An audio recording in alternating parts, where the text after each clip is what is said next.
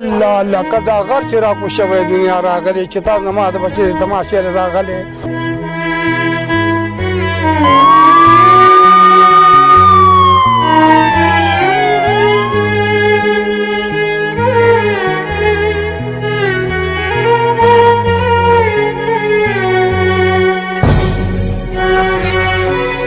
دا اوس ته شهید پلان شو او یو دا خاص نه دی دا خو ژوندی دی الله ستاسو په کور کې پیدا وجه موږ ګرځو ډېر په خوشاله یو تاسو په کور کې نه وایم چې دې شهید شو دا خو د موږ فخر دی او ډېر خوشاله یم ټول د شهید ستاره اسب مرګ خو برحق دی خدا شهید دی بالکل لکه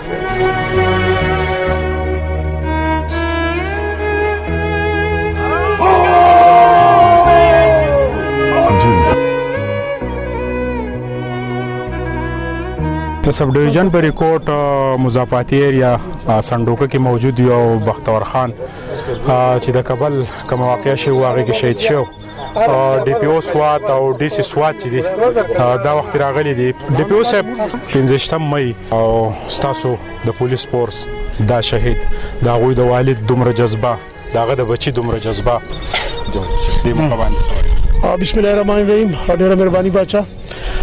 نن یوم تکریم شهدا هم د پاکستان ټول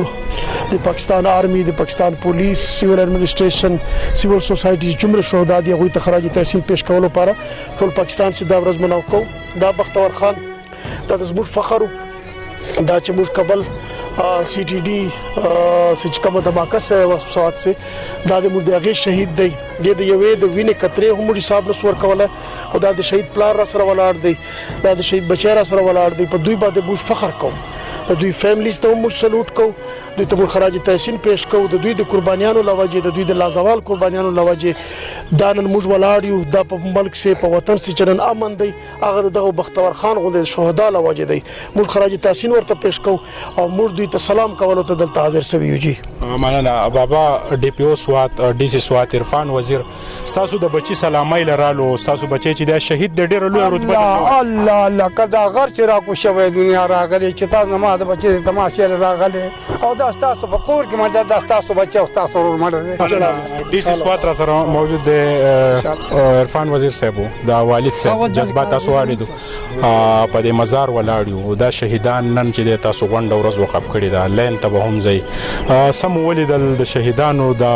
رتبه چې دا د ته په کم نظر ګورئ نن 15 مې ته په کم نظر بسم الله الرحمن الرحیم زه خپل هم ډېر جذباتي شولو دوی قبرونو ته مخکې تللی یم دلته هم راغله د شهید والد صاحب هم موږ سره ولاړ دی نن موږ دی راوتلو د چې کومه ورځ ده یوم تکریم شهدای پاکستان څرنګه ډي پي او صاحب خبره وکړه چې همدا د دوی وینه ده چې ټول پاکستان کې نن امن دی او موږ په سکون باندې یو د دې ورځې د مناسبت په حواله سره زه د شهید د پلار ته او بچی ته موږ سره ولاړ دي هغه ته موږ سلام کوو سلوټ ورته کوو او د دې مور ته موږ سلام کوو سلوټ ورته کوو چې داسې شهدا د پیدا کړی دي بهادر دا د دې خټه د دې خاورې شدیده بچی دي او د خپل وینا ورکړه او موږ محفوظ کړلو زه دې بچی ته او د پلار ته خپل حکومت طرف نه هم د ایڈمنسټریشن طرف نه غوړ کوي چې سخت قسم مدد سخت قسم کار وی بالکل بلا جھجک برازي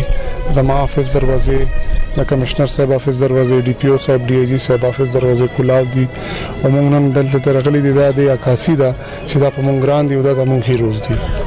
د غرونو په دې منځ کې د بختور خان چې د پولیس اسپای او شهید شو ډي پی او سوات ډي سي سوات دغه په مزار سلامي دا غوي د خاندان سره اظهار همدردي د شهیدان به تل عمر زموږ په زړونو کې جمع دي ان شاء الله